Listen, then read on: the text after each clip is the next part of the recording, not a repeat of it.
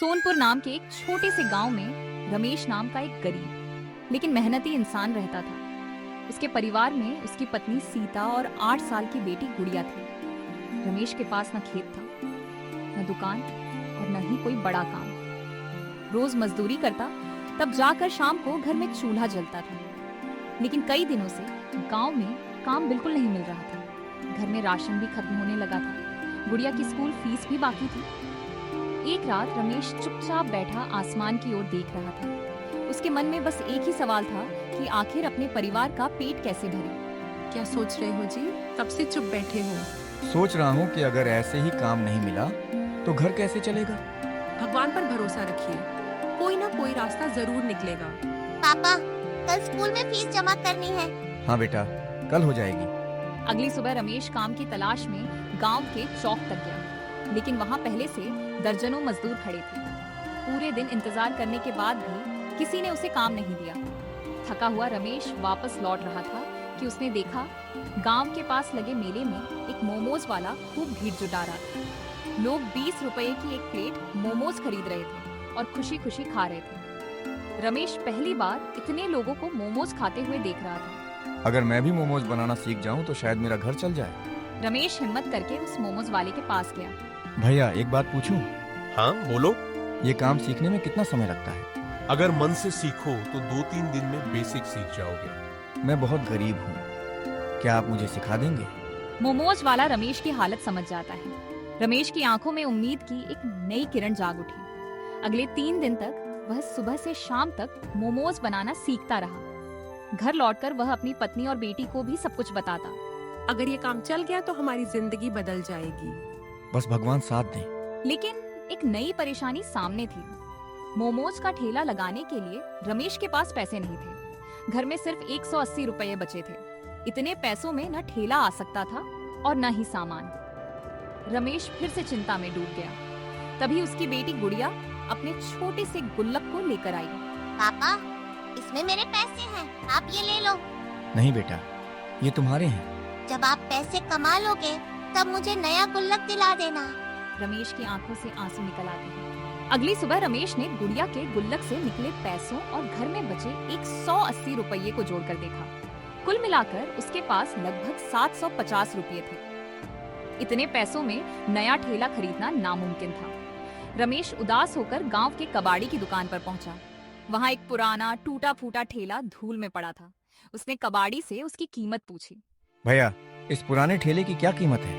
ये कोई नहीं लेता इसे। अगर लेना है तो 600 रुपए दे देना। मेरे पास बस इतने ही पैसे हैं। ले जाओ, मेहनत करने वाले का भला ही होता है। बहुत बहुत धन्यवाद भैया। रमेश खुशी खुशी ठेला घर ले आया। उसने पूरे दिन उसे साफ किया, टूटी हुई लकड़ियों को ठीक किया और सफेद रंग से रंग दिया। शाम तक पुराना ठेला बिल्कुल नया दिखने लगा। सीता ने घर में आटा गूंधा, सब्जियां काटी और रमेश के साथ मिलकर पहली बार मोमोज तैयार किए।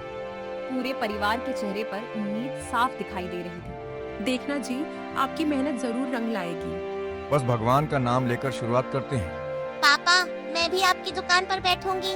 जरूर बेटा, तुम तो मेरी सबसे बड़ी मददगार हो। अगले दिन सुबह सुबह रमेश अपने ठेले पर एक छोटा सा बोर्ड लगाता है। रमेश मोमोज सेंटर, सिर्फ 20 रुपए प्लेट। वह गांव के बस स्टैंड के पास अपना ठेला लगाता है। लेकिन सुबह से दोपहर हो जाती है, कोई ग्राहक नहीं आता।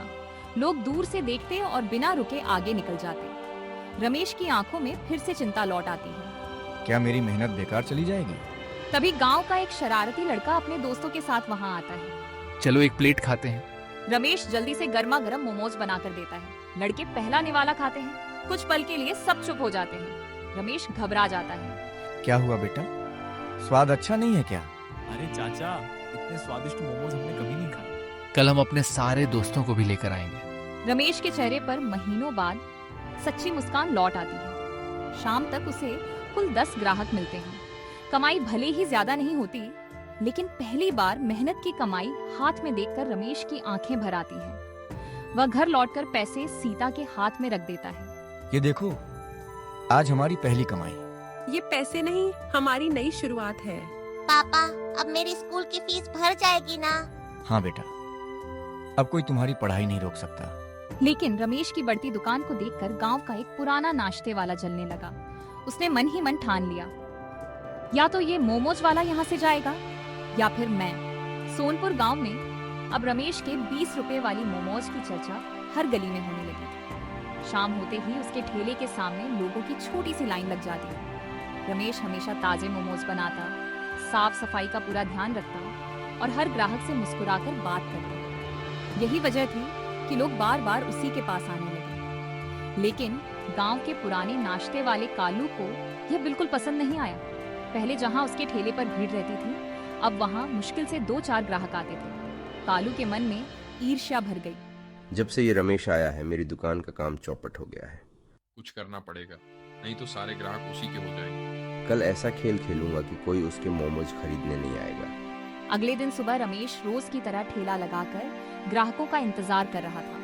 तभी कालू गांव के कुछ लोगों के बीच जाकर झूठी अफवाह फैलाने लगा। अरे सुना नहीं, रमेश बासी सब्जियों से मोमोज बनाता है। सच कह रहे हो? हाँ, मैंने अपनी आंखों से देखा है। यह बात धीरे धीरे पूरे गांव में फैल गई। जो लोग रोज मोमोज खाने आते थे वे भी रुक गए। पूरा दिन बीत गया, लेकिन रमेश के ठेले पर मुश्किल से 2 ग्राहक आए। शाम तक उसकी आंखों में आंसू आ गए। हे भगवान, मैंने किसी का बुरा नहीं किया, फिर मेरे साथ ऐसा क्यों हो रहा है? घर पहुंचकर रमेश ने सारी बात सीता को बताई। अगर तुम सच्चे हो तो सच एक दिन सबके सामने जरूर आएगा। पापा, आप रोइए मत, आपके मोमोज सबसे अच्छे हैं। हाँ बेटा, मैं हार नहीं मानूंगा। अगली सुबह रमेश ने एक नया फैसला लिया। उसने अपने ठेले के सामने एक छोटा सा बोर्ड लगा दिया। पहले चखिए, पसंद आए तो ही पैसे दीजिए। गांव वाले हैरान रह गए। धीरे धीरे लोग एक एक मोमोज चखने लगे। अरे ये तो बहुत स्वादिष्ट है और बिल्कुल ताजा भी है। कालू ने तो बेकार में बदनाम किया था। कुछ ही देर में रमेश के ठेले पर फिर से भीड़ लग गई। लोगों को समझ आ गया कि अफवाह झूठी थी। उधर कालू दूर खड़ा यह सब देख रहा था। उसकी चाल उल्टी पड़ चुकी थी, लेकिन उसके मन में अभी भी जलन खत्म नहीं हुई थी। उसने इस बार रमेश को और बड़ा नुकसान पहुंचाने की योजना बना ली। आज तो बच गया, लेकिन कल इसकी दुकान बिल्कुल बंद करवा दूंगा। अगले दिन सुबह जब रमेश अपना ठेला खोलने पहुंचा, तो उसने देखा कि उसके ठेले का एक पहिया गायब था। रमेश हैरान रह गया। रमेश कुछ देर तक चुपचाप खड़ा रहा। उसकी कई महीनों की मेहनत जैसे एक पल में बिखर गई, लेकिन उसने हार नहीं मानी। उसी समय गांव के कुछ लोग वहां पहुंचे। वे रोज रमेश के मोमोज खाने आते थे। रमेश भाई, क्या हुआ? किसी ने मेरे ठेले का पहिया निकाल लिया है। तुम चिंता मत करो, हम सब तुम्हारे साथ हैं। गांव वालों ने मिलकर चंदा इकट्ठा किया। किसी ने 100 रुपए दिए, किसी ने 50 रुपए, तो किसी ने नया पहिया लाकर दे दिया। कुछ ही देर में ठेला फिर से तैयार हो गया। रमेश की आंखों में खुशी के आंसू आ गए। आप सबका यह एहसान मैं कभी नहीं भूलूंगा। उधर कालू दूर खड़ा यह सब देख रहा था। उसे अपनी गलती का एहसास होने लगा। उसे समझ आ गया कि मेहनत और ईमानदारी को कोई नहीं हरा सकता। कुछ देर बाद वह धीरे धीरे रमेश के पास आया। रमेश, मुझे माफ कर दो। किस बात की माफी? मैंने ही तुम्हारे बारे में झूठी अफवाह फैलाई थी और गुस्से में तुम्हारे ठेले का पहिया भी निकलवा दिया था। सभी गांव वाले हैरान रह गए। कालू की बात सुनकर कुछ लोग गुस्से में आ गए, लेकिन रमेश ने सबको शांत रहने का इशारा किया। इसे पंचायत में ले चलते हैं। नहीं, अगर इसे अपनी गलती का एहसास हो गया है तो यही सबसे बड़ी सजा है। आज से मैं कभी किसी से जलन नहीं करूंगा। रमेश की बात सुनकर कालू की आंखों से आंसू निकल पड़े। उस दिन के बाद दोनों ने मिलकर अपने अपने ठेले ईमानदारी से चलाने शुरू किए। रमेश की दुकान दिन ब दिन मशहूर होती गई। उसकी बेटी गुड़िया की पढ़ाई फिर से शुरू हो गई और सीता भी उसका हाथ बटाने लगी। कुछ महीनों बाद रमेश ने एक छोटी सी पक्की दुकान खोल ली। दूर दूर के लोग सोनपुर में सिर्फ उसके 20 रुपए वाली स्वादिष्ट मोमोज खाने आने लगे। रमेश की गरीबी धीरे धीरे खत्म हो गई, लेकिन उसने कभी अपनी सादगी और ईमानदारी नहीं छोड़ी। पापा, अब तो हमारा सपना पूरा हो गया। बेटा, सपने पैसे से नहीं, मेहनत और ईमानदारी से पूरे होते हैं।